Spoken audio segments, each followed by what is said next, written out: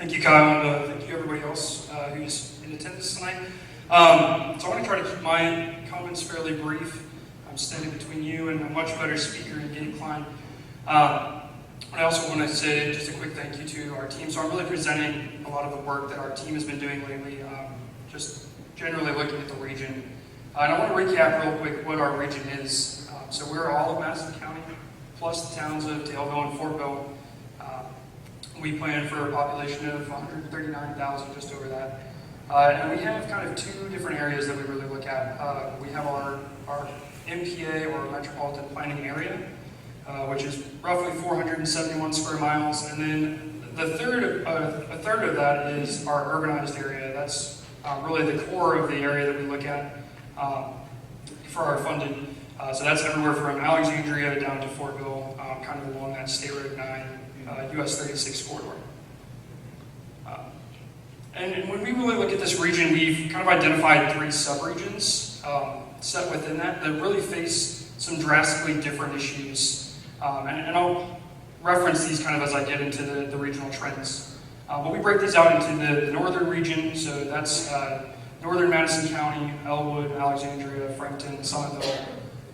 It's a little bit more rural, and it comes along with some different issues from a rural aspect. Central and East, that's what we consider Anderson, Chesterfield, Daleville, Markville.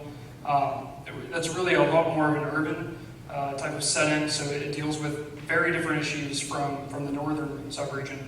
And finally, we break out the southwest subregion, that's Pendleton, Fortville, LaPel, and Ingalls, really on the suburban fringe of the Indianapolis metro region, and they're facing some significantly different issues. So we really have a very interesting region with this cross-section of three very unique subregions. And it has an impact within every level that we look at. So 4 key findings that I really want to be presenting on tonight: shifting population, evolving employment, system safety, and disruptive trends. These are 4 areas that have kind of really popped out in our earlier discussions and some of our initial analysis that I wanted to make sure to highlight just to kind of set the stage for our region. So the first one is the shifting population. So between 2000 and 2015, the region lost 2.2% of the population, despite the fact that the southwest subregion gained 17% of its population, or increased its population by 17%. So that really, really helps to illustrate the difference in growth and where exactly it's occurring. So the southwest subregion is seeing a lot of sprawl from Indianapolis, a lot of continued push and growth, whereas the north and central east subregions are really seeing a more significant decline, and it's offsetting that amount of growth. But a lot of it's spurred from the Indianapolis mega region, which is even projected to grow an additional 26% of its population by 2050. And this has drastic implications for the transportation system. So the first one we've highlighted here is reactive land use and infrastructure policies. This is really trying to drill at the point that the communities in our southwest subregion are small towns that don't necessarily have the staff or the policies in place to handle this type of growth. It's too much, it's too fast. And what happens with that is we end up with some significant issues that transfer over into the transportation system. Along with that, we have funding shortages, so those communities can't necessarily fund all of the infrastructure improvements that they need in order to support the new growth. And then the north and central east subregions, as they're seeing a decline in population, they don't have the funding in place in order to support because of the loss of population. And then for us, really, that means that we have an issue in trying to balance where does our support need to go. Because even though the Central East is the largest subregion, the Southwest needs a lot of help as well. So it's really about identifying how we can balance between those subregions. The second point that we have is on evolving employment. So it should come as no surprise to anybody here, but between 2000 and 2015, there was a continuation in the decline of manufacturing jobs. And that's really had a huge impact on the transportation system. In that time, we've also seen a rise of service industries, and this is an important note because those two industries, or industry types, have a very different use of transportation. And that really goes to the point of the implication of outdated allocation of space.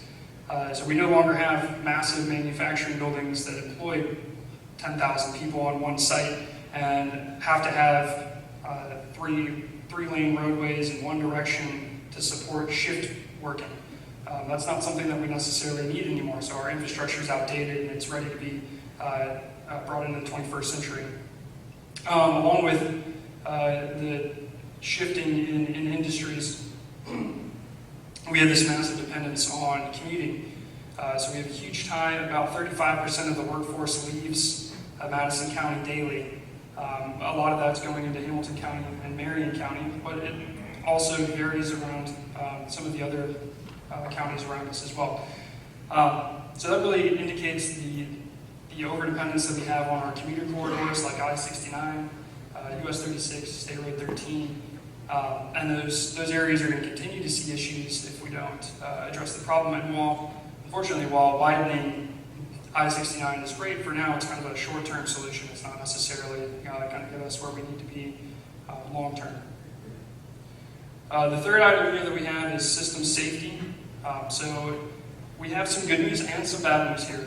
The good news is that we're decreasing vehicular crashes overall and decreasing those rates of fatality. So that's the good news. The bad news is that non-motorized crashes, that's bike ped, those types of crashes are increasing, and because of the nature of being a bike ped or being a pedestrian or on a bicycle, you're really a vulnerable user. So what we call that group is a vulnerable road user. So their fatality rates are drastically higher than vehicular crashes. So this has a lot of implications for us as well. We need to make sure that we're providing infrastructure for non-motorized facilities, or for non-motorized users, because of the disproportionate risk and funding. And I'm sure that it's not a surprise to anybody to see some of these headlines. These are just some of the headlines that we've seen over the last few years here within our region, and unfortunately, a lot of fatalities and injuries for non-motorized users. The last trend that I wanted to indicate was this consideration for disruptive trends. So these are items kind of outside of our region, external from us, but that still have a very drastic impact on how we operate and how we plan in the future. So things like changing demographics, so how we're aging and addressing issues that come along with aging, how we're addressing some of these lifestyle choices like Kyle mentioned, like decreasing and delaying the driver's license. So younger generations aren't necessarily going directly for their driver's license, and how do we still make sure that we're supporting that and making an attractive community for people who don't necessarily have a driver's license.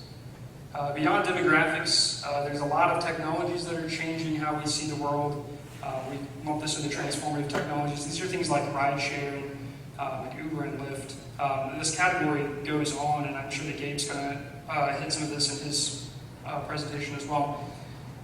Beyond this, we're looking at driverless cars and how those are going to impact us. We need to be considering these things because our plan is long range in nature. So these are things that we want to make sure that we're considering for over the next 25 years. The next disruptive trend we have is climate change. This is something that we're just starting to see impacts for, and really trying to dive into research for that, making sure that we're building a place that's resilient and that's going to be able to continue to support our communities moving forward. So a lot of this really points to the implication that we have a very uncertain future. While we're seeing these trends more directly, so population and employment, we can measure those, we can measure safety. These disruptions are totally shifting how we think about the world, and they're leaving us in a place of uncertainty for planning in the future.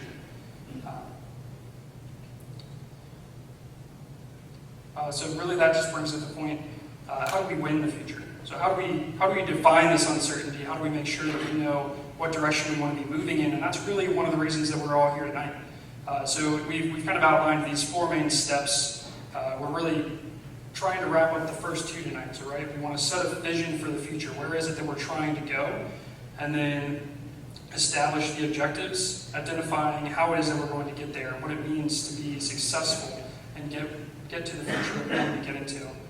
And then within our office, then we start testing these policies and projects. We really see how they line up with the measures that the general public wants to see, whether or not they're going to help us get to the future that we all want to see. And then we continue to evaluate these. The process never really ends. We go back and forth and make sure that we're updating our assumptions, that we're changing our policies, that we're including all of these different disruptive trends moving forward. And that's really all that I have. Kyle's going to help kick us off over to Gabe.